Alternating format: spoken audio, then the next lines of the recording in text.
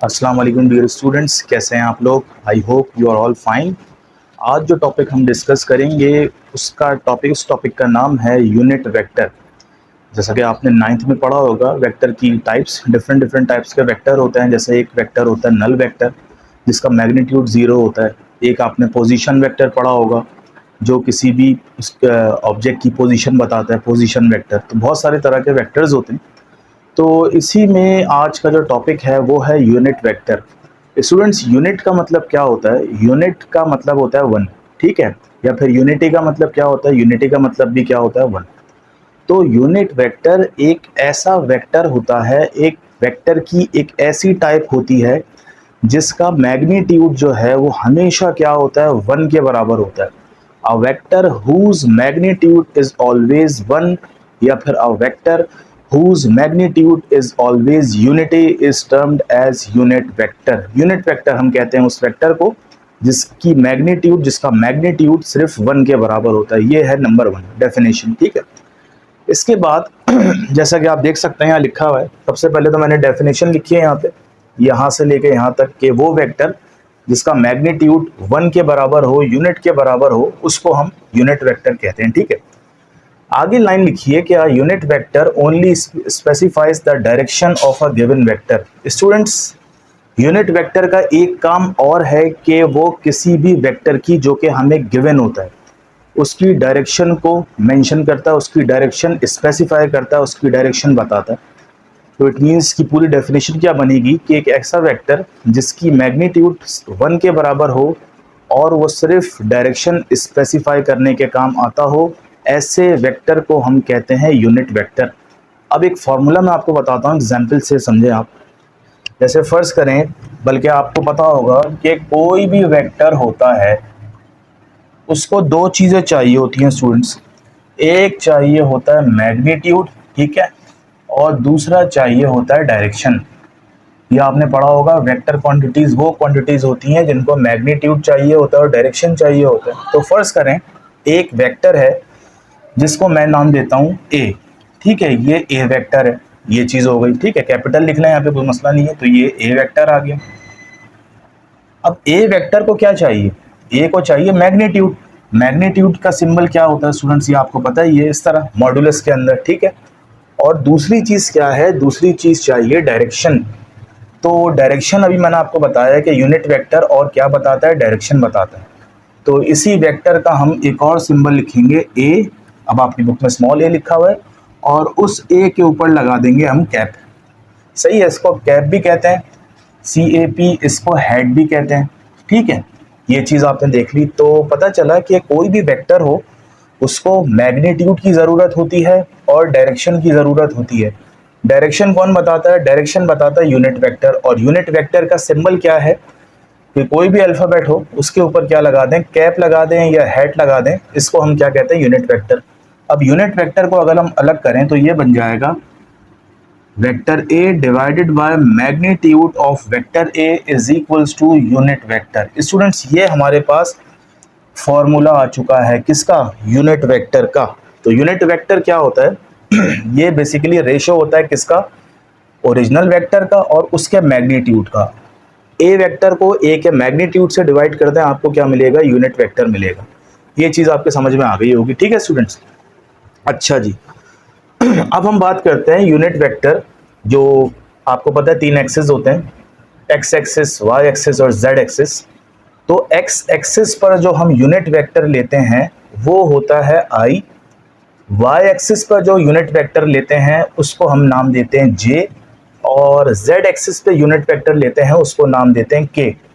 और आपको पता होना चाहिए कि इस सिस्टम में, इस ऑर्थोगोनल सिस्टम में, तीनों एक्सिस, एक्स हो या वाई हो या जेड एक्सिस हो, तीनों आपस में क्या होते हैं स्टूडेंट्स? परपेंडिकुलर होते हैं। परपेंडिकुलर का मतलब तीनों के दरमियान जो एंगल बन रहा होता है वो क्या होता है? 90 डिग्री का एंगल होता है, ठीक है स्टूडेंट्स। ये तो पहली चीज़ हो गई। अच्छा, दूसरी चीज़, अब एक्स कोऑर्डिनेट पे हमारा आई यूनिट वेक्टर है, वाई कोऑर्डिनेट पे जे यूनिट वेक्टर है और के यूनिट वेक्टर जो है वो जेड कोऑर्डिनेट पे है।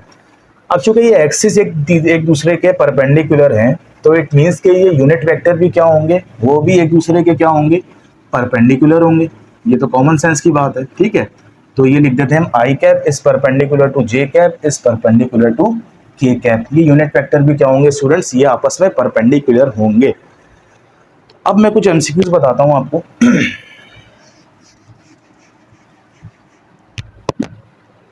ये आता है किस टॉपिक के अंदर, characteristics, characteristics of dot product. Dot product का दूसरा नाम होता है स्टूडेंट्स स्केलर प्रोडक्ट। अच्छा जी, एमसीक्यूज क्या पूछा जाता है कि आई डॉट जे किसके बराबर होंगे। यूनिट वेक्टर की बात हो रही है, आई यूनिट वेक्टर होता है, जे भी यूनिट वेक्टर होता है। ये किसके बराबर होंगे, जिस तरह स्टूडेंट्स हमने फॉर्मूला पढ़ा था ए डॉट बी, ये दो वेक्टर्स हैं, ये किसके बराबर होते हैं, ये बराबर होते हैं ए बी और एंगल आ जाता है कॉस थीटा। तो स्टूडेंट्स अच्छा ये मैग्नीट्यूड भी लगा लें, magnitude of A, magnitude of B और कॉस थीटा। अब अगर आई डॉट जे है तो इसको कैसे सॉल्व करेंगे, ये हो जाएगा आई का मैग्नीट्यूड, जे का मैग्नीट्यूड और कॉस ऑफ थीटा, ठीक है। अच्छा आई और जे, ये आई है ये जे है, इनके दरमियान एंगल कितना बन रहा है, इनके दरमियान 90 एंगल बन रहा है। तो ये हो जाएगा आई का मैग्नीट्यूड, जे का मैग्नीट्यूड और cos theta, cos 90 students, cos 90 degree, ठीक है। अब आपको पता है आई का मैग्नीट्यूड 1 होता है, क्योंकि ये यूनिट वेक्टर है इसलिए इनके मैग्नीट्यूड 1 1 होता है। तो यहाँ वो दोनों की जगह 1 पुट कर देता है। कॉस 90 बराबर होता है 0 के, तो 0 से कोई भी चीज़ डिवाइड होती है 0 आंसर आ गया। तो ये पता चला हमें कि आई डॉट जे बराबर होता है किसके, 0 के बराबर होता है। अच्छा दूसरी चीज़ अगर हम देखें तो ये पहली एक कैरेक्टरिस्टिक्स थी, दूसरी हो जाएगी जे डॉट के, ये दोबारा दो यूनिट वेक्टर ले लिए। अब ये कैसे सॉल्व होगा, ये सॉल्व होता है जे मैग्नीट्यूड, के मैग्नीट्यूड और कॉस ऑफ थीटा। अब चूंकि ये अब चूंकि ये स्टूडेंट्स यूनिट वेक्टर हैं, तो यूनिट वेक्टर का हमें पता है मैग्नीट्यूड 1 होता है, तो यहाँ भी 1 पुट कर लिया, यहाँ भी 1 पुट कर लिया, कॉस थीटा। अच्छा जे और के, ये जे है ये के है, इनके दरमियान एंगल कितना है आपको पहले ही बता चुका हूँ। इन तीनों के दरमियान एक्सिस के दरमियान एंगल है 90, तो ये हो जाएगा cos 90, cos 90 0 के बराबर होता है, तो इसका भी आंसर क्या आएगा, 0 आएगा स्टूडेंट्स। तो ये j डॉट के यूनिट वेक्टर का आंसर 0 आया। तो i डॉट जे 0 के बराबर, j डॉट के 0 के बराबर। अब आखिरी एक और करते हैं, i डॉट के, ठीक है, ये उल्टे भी हो सकते हैं स्टूडेंट्स, j डॉट i भी हो सकता है, k डॉट j भी हो सकता है। अभी फिलहाल i j के तरतीब से बात कर रहे हैं। तो i डॉट के ये बराबर होता है आई का मैग्नीट्यूड, के का मैग्नीट्यूड और कॉस थीटा।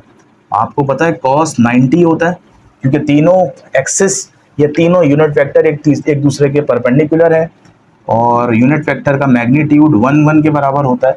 कॉस 90 0, तो इट मीन्स के आई डॉट के ये भी किसके बराबर हो गया स्टूडेंट्स, ये बराबर हो गया 0 के। तो ये तीन कैरेक्टरिस्टिक्स हैं स्टूडेंट्स, ये याद रखिएगा। मैं इसको रब कर देता हूं। अच्छा जी, ये तीन तो हमने ये पढ़ लिया। अब एक और कैरेक्टरिस्टिक्स है जिसको हम कहते हैं आई डॉट आई, ठीक है स्टूडेंट्स। अब देखें ये भी यूनिट वेक्टर आई है, ये भी यूनिट वेक्टर आई है, इनका प्रोडक्ट लेना है डॉट प्रोडक्ट। फॉर्मूला क्या होता है, आई मैग्नीट्यूड, फिर दोबारा दूसरा वेक्टर जो आई मैग्नीट्यूड और कॉस थीटा। यूनिट वेक्टर का मैग्नीट्यूड 1 होता है, इसका भी 1 है, और कॉस। स्टूडेंट्स यहाँ देखिएगा जरा, आई जो है वो इस डायरेक्शन में है, एक्स की डायरेक्शन में। अब यहाँ पे दोनों वेक्टर कौन सा है, यूनिट वेक्टर आई है, तो आई का भी डायरेक्शन यहाँ है और दूसरे वाले आई का भी डायरेक्शन यहाँ है। तो ये दोनों क्या है, पैरेलल हैं। तो पैरेलल में स्टूडेंट्स एंगल होता है 0 डिग्री, और कॉस 0 1 के बराबर होता है, और 1 को इस पूरी चीज़ से मल्टीप्लाई करें तो 1 आंसर आएगा। तो पता चला आई डॉट आई किसके बराबर होता है स्टूडेंट्स, 1 के बराबर होता है। अब हम एक और इसकी कैरेक्टरिस्टिक्स पढ़ते हैं कि आई बल्कि जे डॉट जे किसके बराबर है। ये आपको पता है जे का मैग्नीट्यूड, देन अगेन जे का मैग्नीट्यूड, चूंकि दोनों वेक्टर सेम है कैप लगा दिएगा इसके ऊपर, और cos of theta. Cos theta का मतलब चूंकि दोनों जे हैं, दोनों वाई एक्सिस पे होते हैं, तो ये भी पैरेलल वेक्टर्स हैं, और पैरेलल का एंगल बनता है 0 डिग्री, और इनका मैग्नीट्यूड 1 होता है। तो cos 0 1 के बराबर होता है, तो ये आंसर आ गया 1। तो जे डॉट जे किसके बराबर है स्टूडेंट्स, 1 के बराबर है। इसी तरह सिमिलरली के डॉट के किसके बराबर होगा स्टूडेंट्स, ये भी 1 के बराबर होगा। तो पता चला अगर डिफरेंट यूनिट वेक्टर्स का स्केलर प्रोडक्ट ले रहे हैं हम, डिफरेंट का मतलब एक आई है तो जे है, तो उसका जो आंसर आएगा वो तीनों का, चाहे आई डॉट जे लें या जे डॉट के लें या आई डॉट के लें, तीनों का आंसर चूंकि डिफरेंट है तीनों, और तीनों के दरमियान जो एंगल है वो 90 बन रहा है, तो आंसर तीनों का आएगा 0, 0 के बराबर होंगे। इसी तरह अगर हम डॉट प्रोडक्ट की बात करें तो स्टूडेंट्स सेम यूनिट वेक्टर का डॉट प्रोडक्ट जो होता है वो हमेशा किसके बराबर होता है, 1 के बराबर। Either it is I dot I, J dot day और जे डॉट जे और के डॉट के, इन तीनों का मैग्नीट्यूड जो है, इन तीनों का जो आंसर है वो 1 के बराबर होता है स्टूडेंट्स। तो आई होप आपके समझ में आया होगा। ये टॉपिक था यूनिट वेक्टर का और उसी को लेके चले हम आगे, और यूनिट वेक्टर की मदद से हमने स्केलर प्रोडक्ट को थोड़ा सा समझा और ये भी समझे कि यूनिट वेक्टर कितनी तरह के होते हैं, एक आई, एक जे, एक के, और उसकी नोटेशन क्या होती है। तीनों के ऊपर आप कैप लगा दें या फिर हेड कहते हैं इसको। तो ये स्टूडेंट्स टॉपिक ख़त्म हुआ, मिलते हैं नेक्स्ट टॉपिक के साथ। टिल देन अल्लाह हाफिज़।